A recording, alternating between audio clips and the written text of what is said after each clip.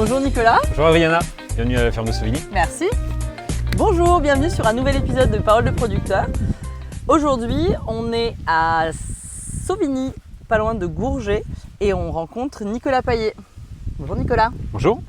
Alors, est-ce que tu peux nous parler de toi, de ta ferme, en quelques mots? Alors moi je suis agriculteur à Gourget, donc c'est à côté de Parthenay dans les Deux-Sèvres. J'ai une ferme en ce qu'on appelle en polyculture élevage, c'est-à-dire que j'ai à la fois de l'élevage et un petit peu de culture. J'ai des brebis et des vaches qui sont nourries exclusivement à l'herbe en agriculture biologique. Et derrière les prairies, je renouvelle les prairies en faisant du blé. Et avec ce blé, je nourris des poules pour fournir les œufs dans le magasin Plaisir Fermier. Et le reste du blé, je fais de la farine pour faire du pain avec un boulanger à Échiré qui s'appelle Éric Chevalreau, qui est meilleur ouvrier de France, pour vendre le pain au magasin. Et on fait aussi de la brioche. Et en culture, depuis cette année, je fais aussi du pois chiche. D'accord. Et donc tu as commencé ta ferme en quelle année? Alors j'ai commencé ma ferme en 2001 sur un autre site.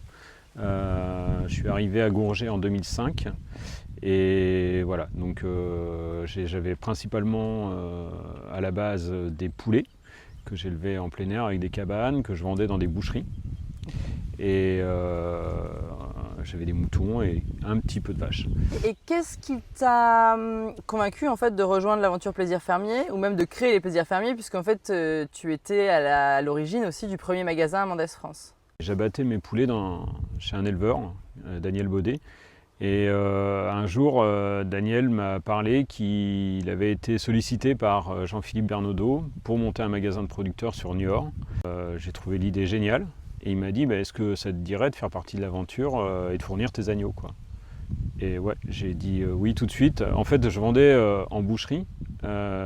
J'adorais mes clients, c'était vraiment une super relation, sauf que c'était pas complètement abouti vis-à-vis du consommateur.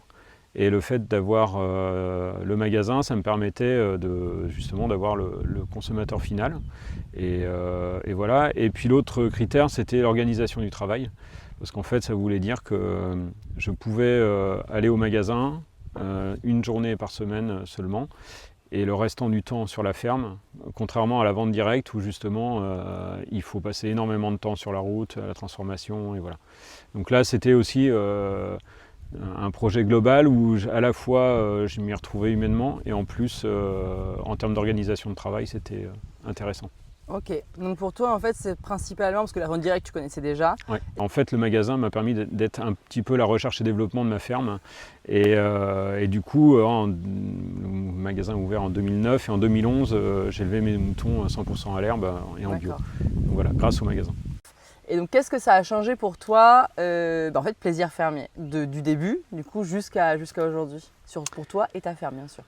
Ça supposait aussi de restructurer la ferme parce qu'en fait les besoins du magasin en ce qui me concernait c'était uniquement l'agneau, c'était pas la volaille, et donc du coup j'ai décidé justement d'arrêter la production de poulets et de volailles. Moi je suis reparti uniquement sur du mouton et donc fallait y croire, c'était pas simple parce qu'en fait je lâchais un outil qui fonctionnait bien financièrement et là je savais pas exactement comment ça allait marcher au niveau Plaisir Fermier, et donc du coup il a fallu convaincre, passer des moments un peu compliqués et l'histoire a fait que du coup ça a voulu sourire et en fait c'est une histoire qui a un grand succès pour moi, tant pour la ferme que humainement, quoi.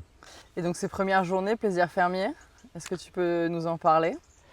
À la première journée de Plaisir Fermier, alors déjà il y a eu l'avant, donc il a fallu préparer. En fait on était une petite équipe, il y avait Nicole, Sophie et Dominique, les 3 salariés, plus nous l'équipe des 9 producteurs. En fait on se retrouvait à peindre le magasin, à préparer les choses, enfin je trouvais ça génial cette symbiose. Et ensuite la journée fatidique d'ouverture, on était tous derrière les portes à savoir est-ce que du coup il va y avoir du monde. Et finalement, le monde est rentré et en fait, vraiment avec le sourire et puis content qu'il y a un nouveau concept à l'époque qui arrive. Après, il y a eu les à côté J'ai le souvenir de Nicole, notre responsable du magasin à l'époque, qui était sur les palettes des réserves derrière avec son ordinateur portable à remettre les codes barres en place parce que ça passait pas la caisse, l'alarme qui s'était allumée parce qu'on l'avait mal programmée alors que des clients étaient dans le magasin. Voici quelques anecdotes. Quelques anecdotes. Oui, donc du coup, tu as commencé Plaisir Fermier effectivement en vendant de l'agneau dans les magasins. Aujourd'hui, on a beaucoup plus que ça. Est-ce que tu peux nous parler du coup de cette démarche de diversification que tu as fait au fur et à mesure et puis comment tu l'as comment tu as adapté ta ferme, comment tu as adapté ton commerce avec Plaisir Fermier là-dessus? Alors moi du coup j'ai participé à l'ouverture de Mandès et j'ai participé à l'ouverture de Sainte-Peauzenne aussi. Et donc voilà, je me suis mis à élever un petit peu de veaux sous la mer à l'époque, j'avais 15 vaches. Et puis mes agneaux que je fournissais dans les 2 magasins.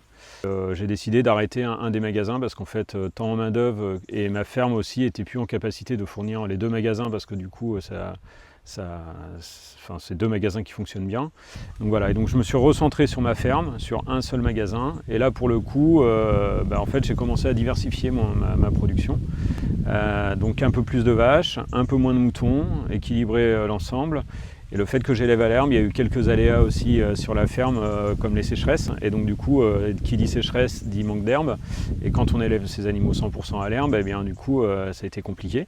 Donc j'ai restructuré et j'ai rediminué en nombre d'animaux parce que j'en produisais un peu plus que ce que le magasin avait besoin. Donc on a décidé d'élever des poules pondeuses en bio pour fournir le magasin. Donc c'est là où j'ai élevé des moutons, des vaches, des poules, et en fait là au départ j'ai acheté l'aliment pour les poules. Dans ma philosophie c'est quand même autoproduire l'alimentation pour mes animaux, que c'est du sens en fait, que les animaux aient réellement un lien avec mon sol. Et donc du coup j'ai commencé à faire de la culture, c'est-à-dire du blé pour nourrir mes poules. Et puis j'ai rencontré un boulanger à Échiré et on s'est dit pourquoi pas faire du pain. Et donc du coup depuis 2022 je crois, du coup je récolte du blé, on fait du pain avec Eric. On a un terrain de jeu sur la ferme qui est juste extraordinaire, et en fait le fait d'avoir le magasin, on a les clients, parce qu'en fait il y a plein de compétences. Les bouchers par exemple, moi je ne sais pas découper la viande, c'est pas mon métier, et on part toujours sur chacun son métier.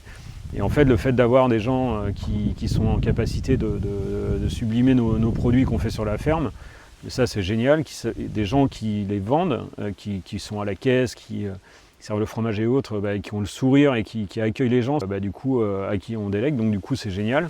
Et puis la partie marketing aussi, en fait, non mais c'est vrai, en fait on a des outils qui aujourd'hui, seuls, ce serait impossible de le faire, et c'est des outils juste formidables qui nous permettent nous d'avancer et de nous donner une ligne directrice aussi commune entre les producteurs. Et qu'est-ce que du coup tu pourrais dire en fait à des jeunes qui seraient intéressés par l'aventure Plaisir Fermier, qui s'installent sur leur ferme ou qui sont déjà installés, qui voudraient changer de façon de commercialiser? Qu'est-ce que tu leur dirais pour les convaincre éventuellement de nous rejoindre chez Plaisir Fermier? Alors, il y a plein de raisons. L'expérience humaine par rapport au magasin. Donc du coup, le fait de faire partie d'un magasin, du coup, ça nous permet justement, s'il n'y a pas le produit dans le magasin, est-ce que je peux pas essayer pour voir si ça marche ou pas. Donc ça permet quand même d'innover sur nos fermes quand on a ça. Et là, le magasin, ça permet quand même d'assurer un revenu stable. D'avoir aussi l'expérience aussi de gens qui ont commencé, donc c'est quand même rassurant. Et puis si vous avez des nouvelles idées, en fait ce n'est que du bonheur de vous accueillir. Donc si vous êtes jeune ou moins jeune mais que vous voulez faire partie d'un magasin de producteurs et que vous avez des produits qui ne sont pas dans le magasin, ou des produits d'agriculteurs qui arrivent à la retraite et qui n'ont pas de repreneur, vous êtes les bienvenus, et voilà. Si vous avez, vous aussi, envie de rejoindre l'aventure Plaisir Fermier, n'hésitez pas à nous rejoindre ou à nous contacter, que ce soit les producteurs en direct ou les magasins. Merci Nicolas, et à très bientôt en magasin. Avec plaisir, et merci d'être venu pour pouvoir présenter la ferme. C'est toujours un plaisir, et on se retrouve bientôt pour une nouvelle parole de producteur. À bientôt. À bientôt.